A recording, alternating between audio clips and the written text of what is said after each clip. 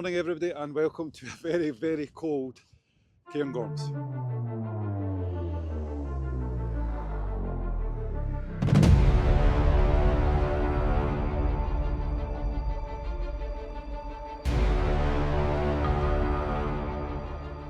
Yes, good morning everyone, and as you can tell I am freezing. Yep, 100% freezing. We are on the A9 just south of Dalwhinnie. Today we're going to be tackling two Munros, but the temperature is Baltic. It's around about zero just now, but it feels colder. I don't know if that wind is just dropping it, well, you know, below freezing. There's no doubt it is. 100% is. But anyway, sorry, I get distracted with the cold. So today we're doing two Munros. We are doing Bheag and Ca. Now I've said them in that order for a specific reason, because normally you would do Ca first and then do Bheag second and then make your way back down, but we're staying up there tonight. We are staying on Ca tonight, so we're going to be tackling Bheag first and cutting back across to Ca. So the idea is we start here just on the A9, we head up the track to a crossroads where we will turn right or south, and we'll cut back down and catch Bheag, and then once we've tagged that, we'll work our way back north to Ca, past the junction again, and on to Ca about 3k further on, where we will set up camp for the night. Now I have never camped in as wintry conditions as this. I have camped in winter up hills, but never as wintry as this, shall we say. The feels like temperature is supposed to drop to -17 tonight. We're in a tent obviously, so the air temperature is going to be a bit more relevant in there, so I think it's around -8, -9. I have the biggest pack I've ever carried. I have everything that I think I might need. You'll have to forgive me, there's a lot of car traffic, a lot of road noise behind you, so try to kind of manage that. If you're keeping up to speed with my videos, I found my microphone. I lost it in the last video and found it at the back of the car. So hopefully that's working and it's capturing my voice rather than the traffic. So yeah, I've got Scotty and Scuba Steve with me today as well. So it's going to be a three amigos effort in tackling this Munro, or these Munros. Here he comes. Scotty was just doing his exercises, keeping himself warm. So yeah, I've got my gaiters on, I've got my big B2 boots on. I'm trying to manage my layering. I don't want to sweat on the way up here, so I'm trying to keep myself cool just now so that I don't have to keep stripping on and off on the way up. As you probably know, be bold, start, or was it be bold, start cold? That's it, be bold, start cold. Anyway, waffled already, just at the start. So yeah, keen to get going. Hopefully it's going to be a good hike. Visibility is a bit iffy at the beginning, but hopefully it clears up through the day. We will see you further on the trail. Speak to you in a bit.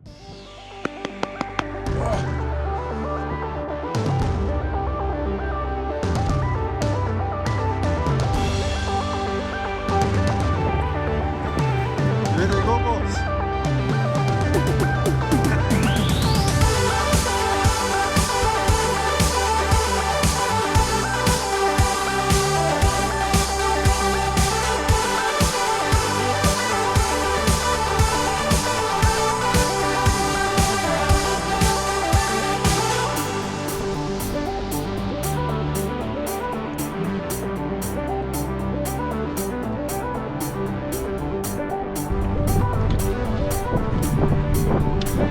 Starting to heat up a wee bit now. Hands are painful there.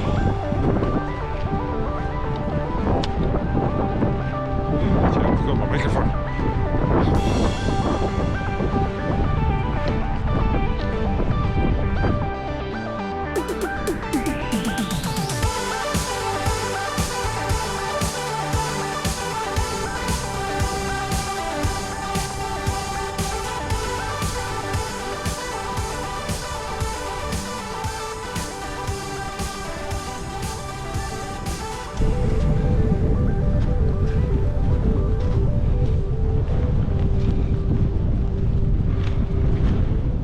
Okay folks, we're at the junction between Bheag and Ca. Excuse the attire, hold on, see what, sorry I forgot I had it's pretty windy, it's pretty brisk. It's a bit of a whiteout at the moment. But we're going to ditch the bags here, take the essentials, and then head for Bheag, and then come back and pick the bags up. They're so heavy, and when you're going through the snow, it takes its toll. There's a lot of step cut and stuff. Oh God. So like I said, we're going to get the essentials out of the bags just now. First aid kits, survival bags, bit of water, things like that. Another couple of layers I think. And then we're going to head for a Bheag. This should be a lot quicker because we've dropped a lot of weight. So that's the plan. The going coming up's actually been okay, although it looks pretty treacherous. We've stayed slightly to the side of the path line because the path's holding a lot of snow and it's very difficult to walk through, so we're kind of walking on the heather mounds, and it's been a bit quicker going there. The navigation so far has been not too bad. As I said, we could quite easily follow the path so far. But this bit's going to get interesting, so we'll keep our wits about us and we'll see how we got on. I'll try and bring you out as often as I can, but it's difficult with the weather, things like that. Right, I'm going to get to it. I'm cooling down. I'll see you in a bit.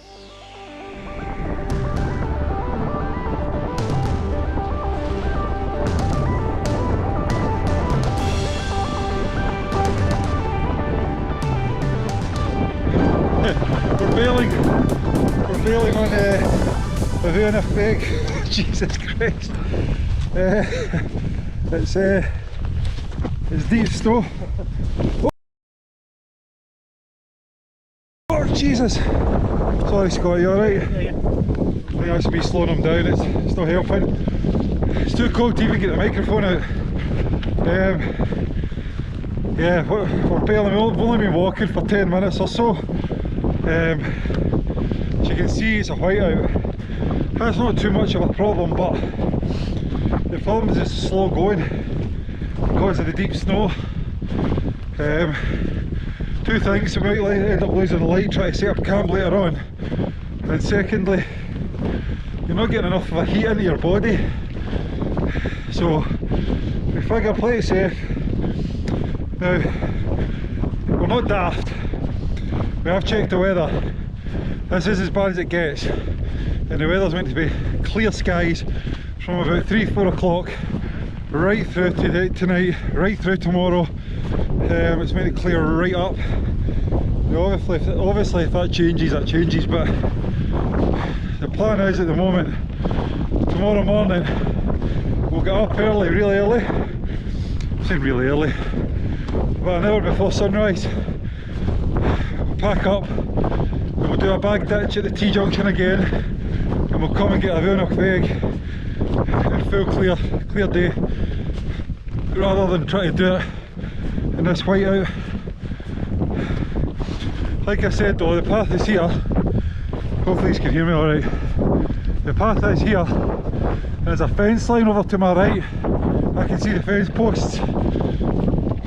So we've got a line where we're going. It's just, yeah, we just don't want to force it, if that makes sense, and then end up in a bit of a poor way. So we'll play it safe. We'll go get camp set up, get the hot water bottles in us, and let's see how we go. Right, I'll see you a bit further on.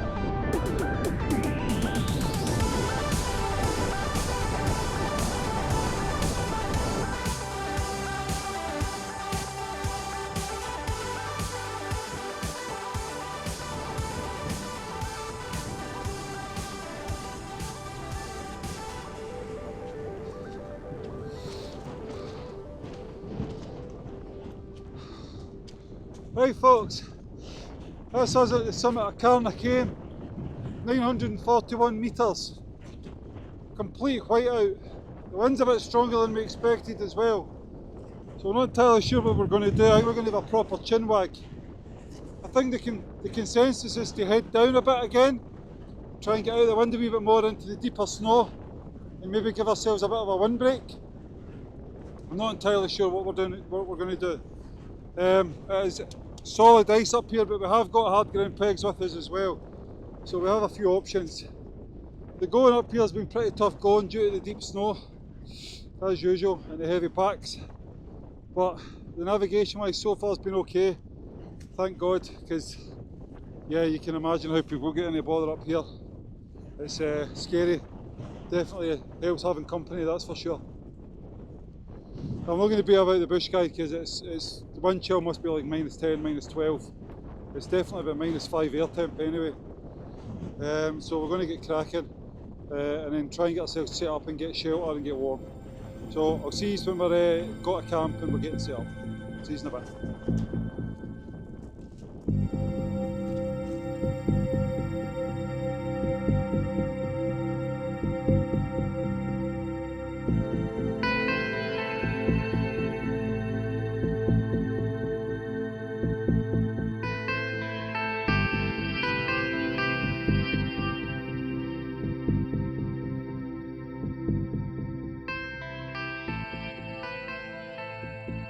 Action. Stephen the director.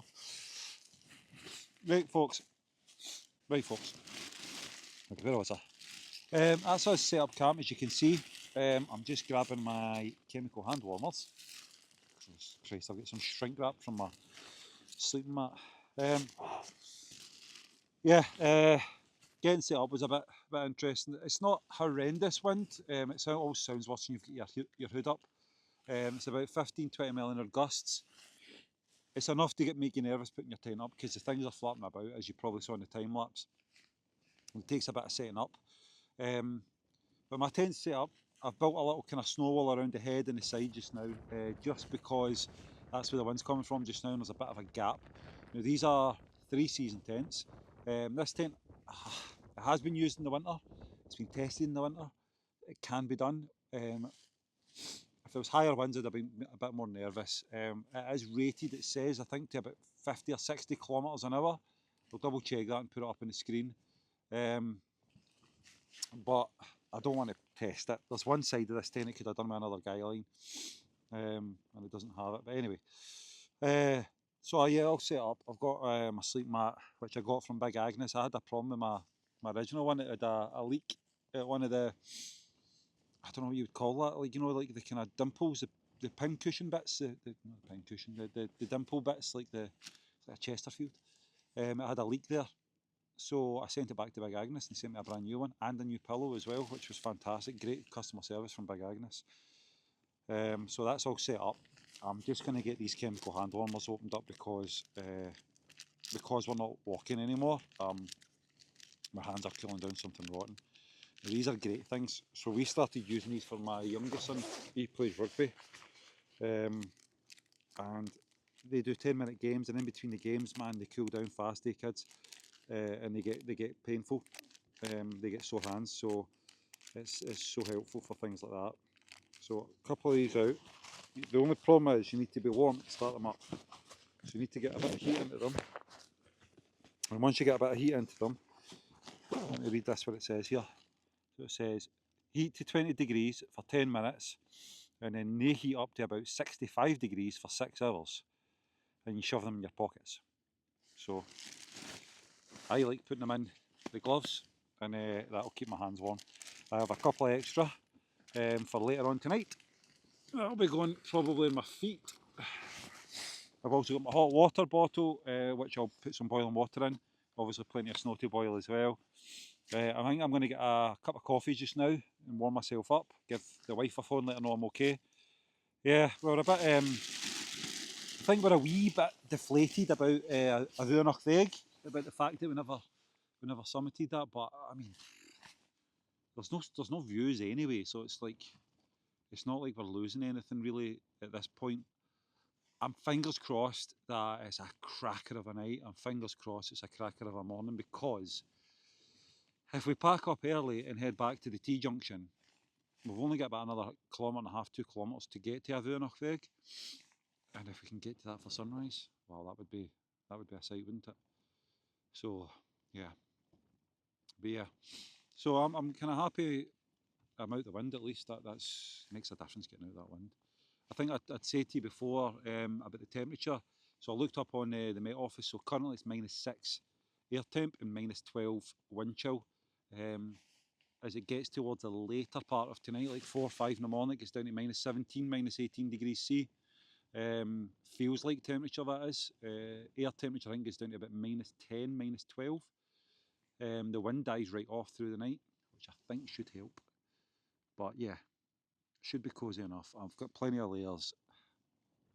To be honest, see when you're moving, you're not too bad. Once you get going, it's the standing still or sitting still that kind of the cold sinks in.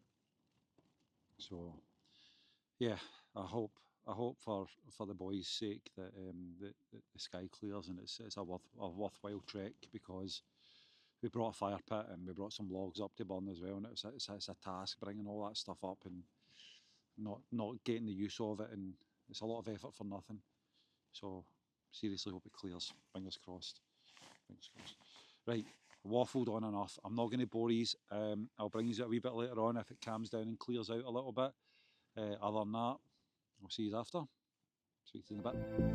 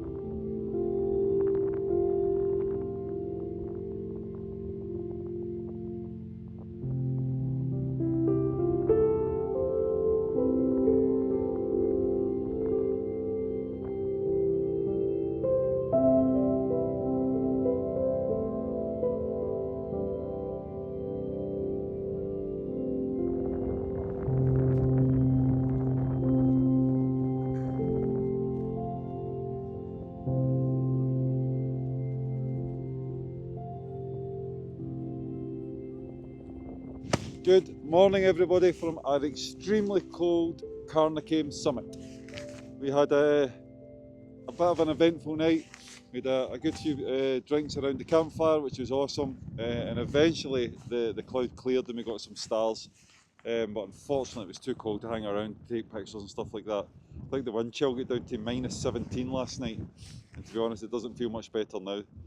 I was warming up in my sleeping bag in my tent. I had a couple of luxuries. I had my tartan blanket with me, my wool blanket, which I always like to bring when it's extremely cold, and I think that makes a wee bit of a difference. I don't mind the extra weight for that. I had my hot water bottle as well, which also helps heat the sleeping bag up and keeps us a little bit warmer. So I managed through the night warm enough, but I just didn't have the best of sleeps, unfortunately, just the way it is, I suppose, sometimes when you're camping. But unfortunately for Steve, he had a bit of an issue with moisture in his tent as well. He had a bit of a wet sleeping bag and stuff like that, so I'm not sure what's went on there. Mine was okay, but my tent, the inside of my tent was frozen, probably from the moisture out of my breath, freezing and condensing, and freezing, sorry, on the tent. But anyway, what a morning, what an absolute glorious morning. So we're looking forward to getting cracked on. We've got to clear the campsite, leave no trace. Once we've done that, I think we're going to head for the T-junction. Potentially me and Steve are going to try and push for a Bheag. We'll see how we feel when we get there, how hard the snow is to walk on. But Scotty's going to call it a day at the T-junction and head back down to the car. So that's it for now. Anyway, so far, I'll keep you appraised as to what we do, and we'll see how the terrain is on the way back. And yeah, I'll bring you out further on the trail. See you in a bit.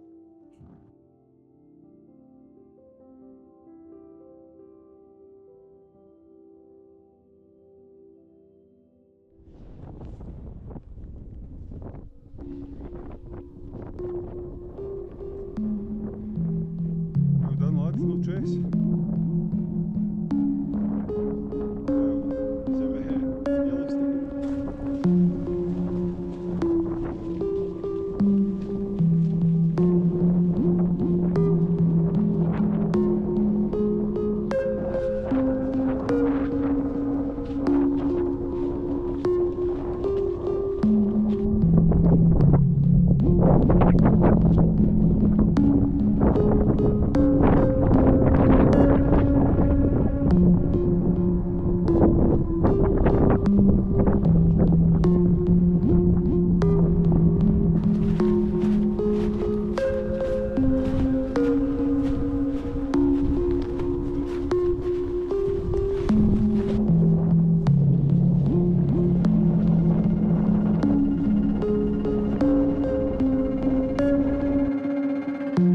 Sound clip 6, I think it's 6.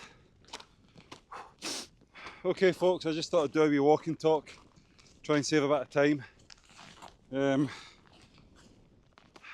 crux of it is Scotty's not feeling great. I think a lack of sleep, a half frozen pot noodle last night, and a bit of dehydration because it's so cold and all our water's frozen. So I think he's a wee bit dehydrated. So we're just going to call it, and I think I'll come up and get a Bheag another day. But yeah, I've had a good time. Last night was good, sitting around the campfire when the clouds eventually cleared. But yeah, I only met one other guy on his way there just now. He's very grateful for us cutting all the steps yesterday, and that's something you need to bear in mind if you're coming up to one of these places and there's been a fresh snowfall, or it's remote enough there's not that much foot traffic, that high likelihood you're going to be cutting your own steps, and that is a bit that takes it out of you. Trudging through deep snow, cutting fresh steps. Yesterday with the heavy packs, that was taxing to say the least. Today's a bit better because we're just retracing our own footsteps and using our own foot steps that we've cut already. We're using them, so it's a bit easier. Excuse me. It's a bit bleak up here. You can imagine how people get into trouble yesterday. Showed that if it hadn't been for the fence line, I'd have been clueless about where I was. I mean, you could only see maybe 15-20 feet. So I was glad we had the fence line, that's for sure.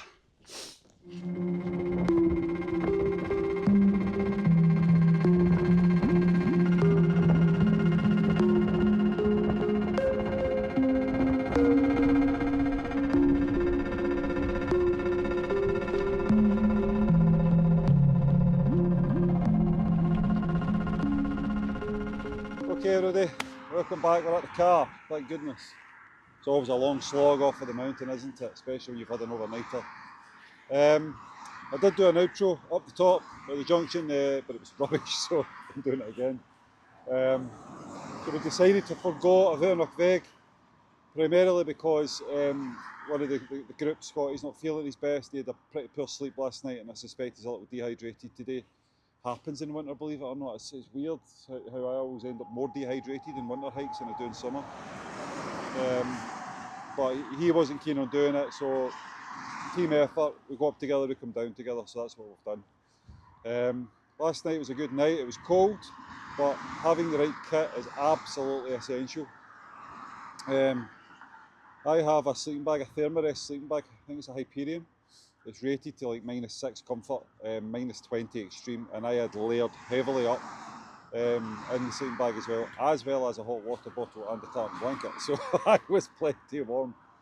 I sacrificed a lot of things to carry that extra weight, and it was worth it to be comfortable in bed. So on and off, sleep-wise, wasn't like a solid sleep, but good enough. And then got that cracking sunrise looking over at Bheag, which was fantastic. And then we just made our way down. The slopes were pretty decent on the way down, but there was a bit of icy patches there, here and there, made it a little bit more difficult. I think we all fell at one point, but we're ready for the off now. We're going to fire along to Dalwhinnie and get a wee cafe there, get our own sausage, cup of tea, warm us up. But thanks so much again for watching, I really appreciate it. If you wouldn't mind liking and subscribing, that would also be appreciated. And I'll hopefully catch you on the next one. Thanks for watching, take care and stay safe.